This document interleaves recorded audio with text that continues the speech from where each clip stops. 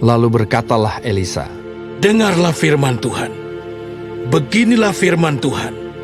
Besok, kira-kira waktu ini, sesukat tepung yang terbaik akan berharga sesikal, dan 2 sukat jelai akan berharga sesikal di pintu gerbang Samaria." Tetapi perwira yang menjadi ajudan raja menjawab abdi Allah, katanya, Sekalipun Tuhan membuat tingkap-tingkap di langit, masakan hal itu mungkin terjadi? Jawab abdi Allah, "Sesungguhnya, engkau akan melihatnya dengan matamu sendiri, tetapi tidak akan makan apa-apa daripadanya." 4 orang yang sakit kusta ada di depan pintu gerbang. Berkatalah yang seorang kepada yang lain, "Mengapakah kita duduk-duduk di sini sampai mati? Jika kita berkata, baiklah kita masuk ke kota, padahal dalam kota ada kelaparan, kita akan mati di sana. Dan jika kita tinggal di sini, kita akan mati juga. Jadi sekarang, marilah kita menyeberang ke perkemahan tentara Aram. Jika mereka membiarkan kita hidup, kita akan hidup. Dan jika mereka mematikan kita, kita akan mati." Lalu pada waktu senja bangkitlah mereka masuk ke tempat perkemahan orang Aram. Tetapi ketika mereka sampai ke pinggir tempat perkemahan orang Aram itu, tampaklah tidak ada orang di sana.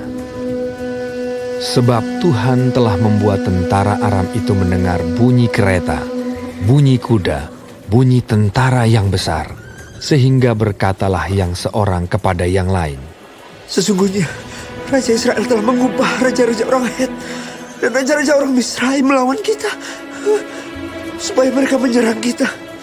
Karena itu bangkitlah mereka melarikan diri pada waktu senja dengan meninggalkan kemah dan kuda dan keledai mereka serta tempat perkemahan itu dengan begitu saja.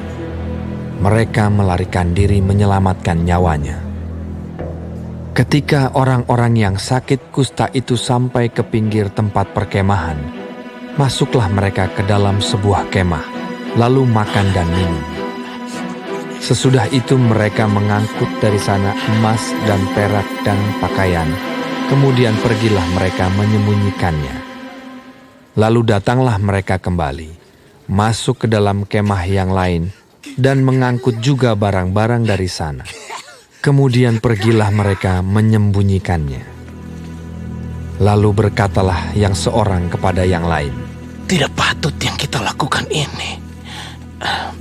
Hari ini ialah hari kabar baik, tetapi kita ini tinggal diam saja. Apabila kita menanti sampai terang pagi, maka hukuman akan menimpa kita. Jadi sekarang, marilah kita pergi menghadap untuk memberitahukan hal itu ke istana raja." Mereka pergi, lalu berseru kepada penunggu pintu gerbang kota dan menceritakan kepada orang-orang itu. Katanya, "Kami sudah masuk ke tempat perkemahan orang Aram, dan ternyata tidak ada orang di sana, dan tidak ada suara manusia kedengaran. Hanya ada kuda dan keledai tertambat, dan kemah-kemah ditinggalkan begitu saja." para penunggu pintu gerbang menyerukan dan memberitahukan hal itu ke istana raja. Sekalipun masih malam, raja bangun juga, lalu berkata kepada para pegawainya, "Baiklah, aku terangkan kepadamu apa maksud orang Aram itu terhadap kita. Mereka tahu bahwa kita ini menderita kelaparan. Sebab itu, mereka keluar dari tempat perkemahan untuk menyembunyikan diri di padang. Sambil berpikir, apabila orang Israel keluar dari dalam kota, kita akan menangkap mereka hidup-hidup. Kemudian kita masuk ke dalam kota." Lalu salah seorang pegawainya menjawab, "Baiklah, kita ambil 5 ekor dari kuda yang masih tinggal di dalam kota ini. Tentulah keadaannya seperti seluruh khalayak ramai Israel yang sudah habis mati itu. Biarlah kita suruh saja orang pergi, supaya kita lihat Sesudah itu mereka mengambil 2 kereta kuda. Kemudian raja menyuruh mereka menyusul tentara Aram sambil berkata, Pergilah melihatnya.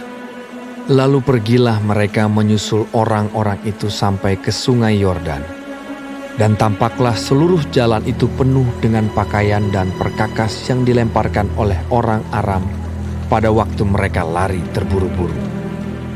Kemudian pulanglah suruhan-suruhan itu dan menceritakan hal itu kepada raja. Maka keluarlah penduduk kota itu menjarah tempat perkemahan orang Aram. Karena itu, sesukat tepung yang terbaik berharga sesikal, dan 2 sukat jelai berharga sesikal, sesuai dengan firman Tuhan. Adapun raja telah menempatkan perwira yang menjadi ajudannya itu mengawasi pintu gerbang. Tetapi rakyat menginjak-injak dia di pintu gerbang, lalu ia mati sesuai dengan perkataan abdi Allah yang mengatakannya pada waktu raja datang mendapatkan dia.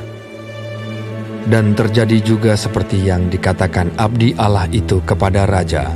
2 sukat jelai akan berharga sesikal, dan sesukat tepung yang terbaik akan berharga sesikal. Besok, kira-kira waktu ini, di pintu gerbang Samaria. Pada waktu itu si perwira menjawab abdi Allah itu, Sekalipun Tuhan membuat tingkap-tingkap di langit, masakan hal itu mungkin terjadi? tetapi Elisa berkata, Sesungguhnya, engkau akan melihatnya dengan matamu sendiri, tetapi tidak akan makan apa-apa daripadanya. demikianlah terjadi kepada orang itu. Rakyat menginjak-injak dia di pintu gerbang, lalu matilah ia.